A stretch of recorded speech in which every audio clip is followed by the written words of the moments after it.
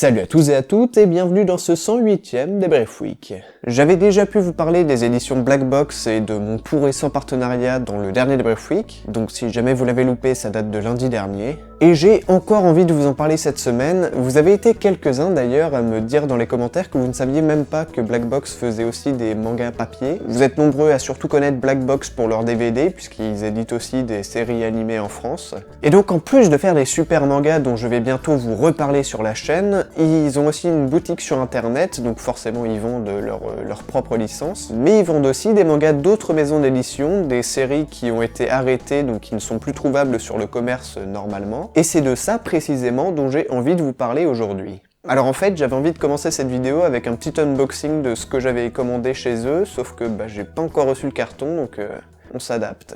Dans mon cas personnellement, j'ai donc commandé cette semaine les 9 tomes de Arago, qui était une série éditée chez Pika Éditions. Du coup là je vais mettre un petit visuel. Je connaissais pas avant ça, et c'est aussi en ça que cette boutique est intéressante, puisque du coup on peut trouver des petites perles rares, et qui, en tout cas qui vont devenir rares, puisque je le répète, c'est essentiellement, voire même peut-être exclusivement des séries qui ont été stoppées. Ça peut rapidement devenir rare et surtout cher. Et justement, deuxième chose qui est intéressante avec cette boutique, c'est que c'est des prix cassés, donc par exemple ces 9 tomes, je les ai payés 23€, sans les frais de port, mais 23€ quand même, sachant que c'est des tomes qui n'ont jamais servi, ou en tout cas qui sont pratiquement comme neufs, donc oui, c'est bien. Moi j'aime bien découvrir ce genre de choses. Donc du coup, le lien de ce site est en description, et je vous invite aussi à voir le catalogue propre à Black Box, parce qu'il y a vraiment des bons titres, et vous pouvez bénéficier, pour les titres de Black Box uniquement, des frais de port gratuits avec le code promo qui va s'afficher juste ici. Personnellement, j'adore acheter d'occasion, j'achète pratiquement que d'occasion, sauf pour les nouveautés que je peux pas trouver d'occasion. Mais le fait de voir ce genre de truc vachement bien et pour vraiment pas cher, et ça a été la découverte de la semaine, et ça, voilà, j'avais des étoiles dans les yeux. Bon, pour vraiment vous convaincre d'aller voir ça, je vous ai préparé une petite séquence promo. La séquence promo. Hey, toi aussi tu aimerais découvrir de nouvelles séries mais tu n'as pas d'argent? Va sur Black Bones Boutique. Les 9 tomes de Rapirangai pour seulement 27€, j'achète.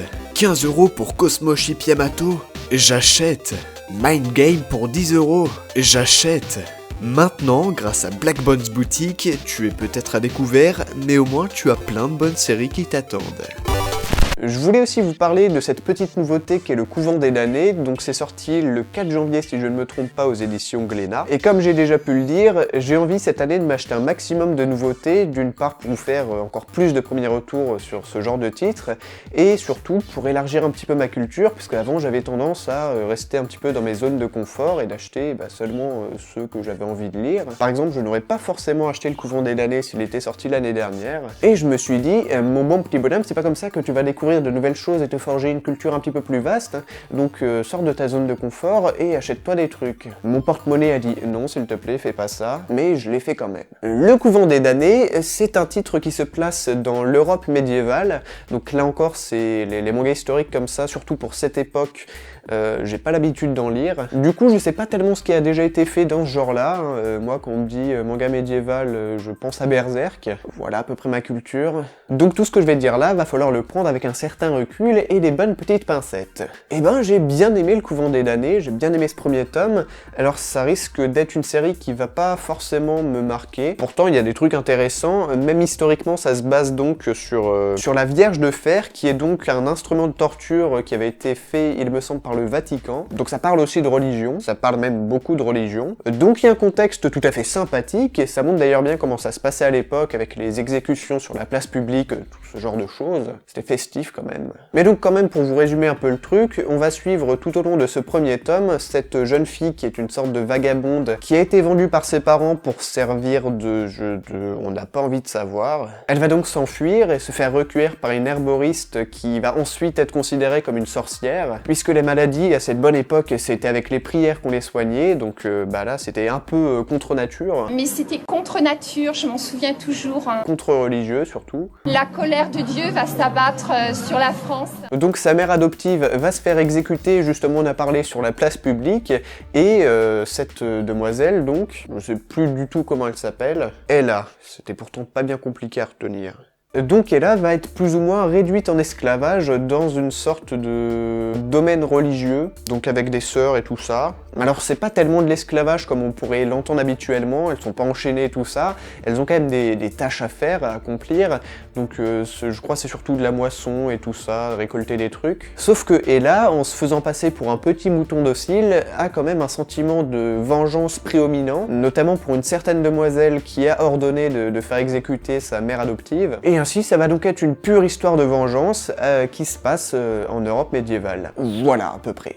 Hiramu Arakawa, l'auteur de Fullmetal Alchemist et de Silver Spoon, dit d'ailleurs sur la couverture, sur ce petit autocollant que j'espère ça s'enlève bien d'ailleurs. Oui, ça va. Elle dit donc qu'elle suivra tout ça jusqu'au bout, et bah moi je suis pas sûr de m'acheter toute la série, et je crois que c'est encore en cours au Japon, et comme je l'ai dit, c'est pas quelque chose qui va forcément me marquer. J'ai bien aimé le lire, mais je saurais même pas tellement dire pourquoi, j'ai pas tellement réussi à m'attacher à ce personnage, pourtant il y a tout qui est fait pour. En plus c'est une femme battante comme j'aime bien, hein, il y a pas mal de petits moments badass, mais je sais pas, j'ai plutôt suivi l'histoire d'un peu loin, quoi, j'ai pas tellement ressenti d'épicness, je me suis pas senti forcément mal quand sa maman s'est fait exécuter, donc je sais pas. J'ai pas ressenti grand chose, mais peut-être parce que j'ai justement pas beaucoup d'affinité avec ce genre de manga historique. Du coup, j'en viens vous demander ce que vous, qui avez aussi lu ce premier tome du Couvent des Damnés et qui peut-être avez plus l'habitude de lire ce genre de titre, donc j'aimerais bien savoir ce que vous en avez pensé, donc n'hésitez pas à me dire tout ça dans les commentaires. Personnellement, c'est donc pas une série que je vais suivre avec assiduité, surtout qu'il y a d'autres nouveautés de ce mois-ci qui m'ont beaucoup plus plu. Prochainement, on va parler des Fleurs du Mal, mais je vais quand même m'acheter les tomes 2 ou 3 par curiosité, et puis j'ai quand même bien envie de savoir l'histoire donc de la Vierge de Fer. Ça, c'était donc pour la petite lecture qui allait passer dans les mailles des premiers retours, et il y a encore un truc dont il faut vraiment que je vous parle. Est-ce que vous connaissez Dailytoon? D'accord. Dailytoon, c'est une plateforme internet française qui publie des webtoons coréens, donc c'est ce genre de bande dessinée qui se lise comme ça verticalement. Ils ont aussi la bande dessinée Last Man sur leur site d'ailleurs. Et si j'ai envie de vous en parler dans ce Débrief Week, c'est déjà parce que c'est vachement bien, mais aussi parce qu'ils m'ont fait une demande de partenariat, que j'ai déjà accepté, hein, j'ai pas attendu votre accord. J'ai reçu le fameux mail qui tombait vachement bien parce que je cherchais justement un troisième point abordé en Débrief Week. Fabrice m'a donc contacté pour que je puisse vous parler de certains de leurs titres en vidéo, donc je pense que je vais faire ça sous le format des premiers retours qui est plutôt bien adapté. Et surtout, il y aura quelques avantages pour moi, mais aussi pour vous, notamment des concours. Précisément, moi j'aurai accès aux previews de leur série et des avant-premières exclusives, et vous, donc, il y aura des lots pour des jeux concours, ce qui est bien. Je suis vraiment super content d'avoir reçu cette demande de partenariat, parce que Dailytoon, c'est un site que je suivais déjà un petit peu avec curiosité depuis quelques temps, notamment grâce à Facebook, et peut-être que vous aussi vous avez vu ces petites annonces sponsorisées. Et même si je n'avais encore rien payé sur leur plateforme, parce que donc c'est un système payant, je crois que vous avez donc une petite preview, peut-être le premier chapitre de chaque webtoon, et ensuite donc pour lire la suite, il faut payer. Alors je sais pas tellement combien ça coûte, mais de toute façon tout est sur leur site qui est en description. Là ils m'ont donné accès à 4 titres que je vais m'empresser de lire après avoir tourné cette vidéo, et je vous encourage vraiment à aller voir un petit peu ce qu'ils font, parce que c'est quand même assez novateur ce genre de démarche en France. Alors je sais que c'est un système qui marche extrêmement bien en Corée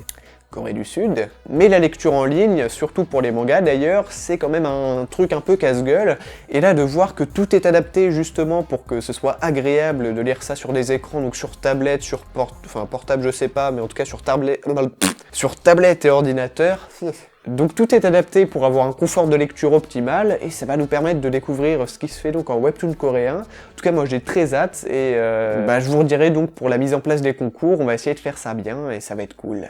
Et ben voilà, je pense avoir fait le tour d'à peu près tout ce que je voulais vous dire. J'espère que cette vidéo vous aura plu, encore et toujours n'hésitez pas à aller voir les liens en description, c'est très important parce qu'il y a des trucs cool. En tout cas moi ça me fait plaisir de revenir à ces Débrief Week hebdomadaires, donc c'est chaque lundi à 17h30, j'espère que vous aussi ça vous permet de passer un agréable moment chaque lundi après le travail. C'est pas les vidéos de la chaîne les plus vues, mais en tout cas j'ai des superbes retours à chaque fois, donc vraiment un gros merci à vous. Portez-vous bien parce que c'est le plus important, et je vous dis à très bientôt pour plein de prochains premiers retours. Sinon à lundi prochain, et j'ai aussi un petit podcast en préparation, je vais peut-être avoir l'occasion de vous en reparler très bientôt, donc c'est bien tout ça. Allez, ciao!